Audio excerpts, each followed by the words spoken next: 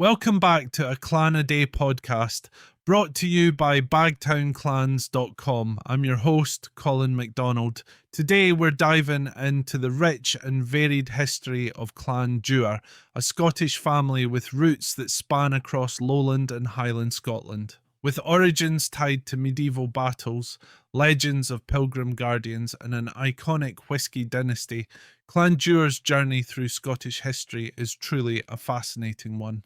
The lands associated with the Dewars lie near Heriot, southeast of Edinburgh, and it's from here that the clan's story first emerges. It's not entirely clear whether the name Dewar came from the lands or the family, but some suggest it comes from the Gaelic Deoradh, meaning pilgrim or wanderer.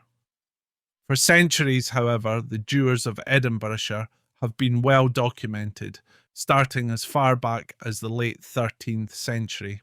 In 1296, during the Wars of Scottish Independence, we find two of the earliest recorded Dewars, Thomas and Piers de Dewar, pledging loyalty to Edward I of England in the infamous Ragman Roll. This period marked a tumultuous time for Scottish clans, as families navigated shifting allegiances between Scotland and England.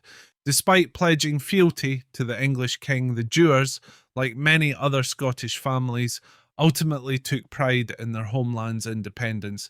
In 1474, Clan Dewar saw its fortunes formalised when Lord Borthwick granted a charter to William Dewar, giving him full rights to the lands of Dewar. William's descendants, known as Dewars of that ilk, moved the clan base from Dewar to nearby Carrington, thus establishing the chiefly line from which today's clan leaders descend. Later, they acquired the barony of Vogrie near Gorebridge in 1719, marking a new chapter in their history. By the 18th century, the Dewars had developed into a family of influential merchants. David Dewar of Vogrie was not only a prominent landowner but also served as Postmaster General for Leith and Edinburgh, an important role in an era when communication and trade were flourishing. His family's commercial success helped them establish a thriving estate, which eventually included one of Scotland's earliest gunpowder mills, a testament to the clan's industrial spirit. The mill, powered by water wheels on the Vogrie estate, was a symbol of progress and innovation in its time.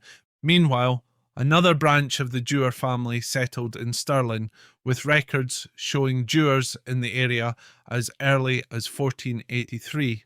By the 17th century, this line of the family had established themselves as the Dewars of Cambus Kenneth. The clan was not without its mischief, as one John Dewar of Cambus Kenneth was fined in 1710 for causing blood and riot, a reminder of the often feisty nature of Scottish clan life. Another fascinating chapter in Dewar history is their connection to the Highland religious relic known as the Staff of St. Fillan. The Dewar Coigarachs, one of 5 Highland Dewar families, were the traditional custodians of this revered object, believed to have belonged to St. Fillan, a Celtic saint of royal lineage. Robert the Bruce had the staff brought to his army at the Battle of Bannockburn in 1314, believing it would bring divine favour. After Bruce's victory, the relic remained with the Dewars for centuries, only briefly sold and then later reacquired by the family. Today, the Staff of St. Fillan is held in the National Museum of Antiquities in Edinburgh, symbolising the Dewars' long-standing role as guardians of Scotland's spiritual heritage. Clan Dewar also made its mark in the 19th century, particularly in the world of whisky, through John Dewar. Born in 1856, John Dewar transformed a small whisky business into a globally recognised Scottish brand. His innovation and dedication to quality led to him being honoured in 1917 with the title of Baron Fortevio of Duplin, a title that enhanced the family's noble status and marked their success as whisky pioneers. Duplin Castle, the family's seat, became one of the grandest estates in Scotland, a powerful reminder of their achievements. As with many Scottish families, the Dewars served in both military and diplomatic roles. Kenneth Dewar, for instance, was an aide to King George V and commanded the HMS Royal Oak, showcasing the clan's ongoing commitment to service. Kenneth's descendants would become the present-day Dewar chiefs, solidifying the line's continuity. It's worth noting that Clan Dewar is recognised as a sept or subclan of several other larger clans, including Clan Menzies, Clan Buchanan, Clan Arthur, and Clan MacNab. This status indicates alliances or shared ancestry, reflecting the interwoven relationships among Scottish families. However, in 19 Peter Dewar of Vogrie was formally recognised by the Lord Lyon, granting Clan Dewar official status as a clan in its own right, complete with a chief.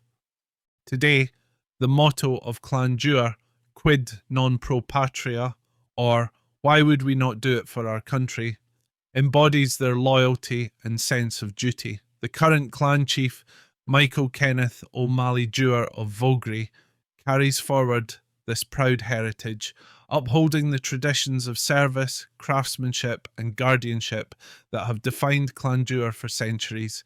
Thank you for joining us today on a Clan a Day podcast as we explored the history of Clan Dewar, a family of pilgrims, protectors, and pioneers. We hope you enjoyed learning about this remarkable clan whose contributions span industries, centuries, and even Scotland's most cherished relics. Don't forget to tune in tomorrow for another deep dive into the history of a Scottish clan.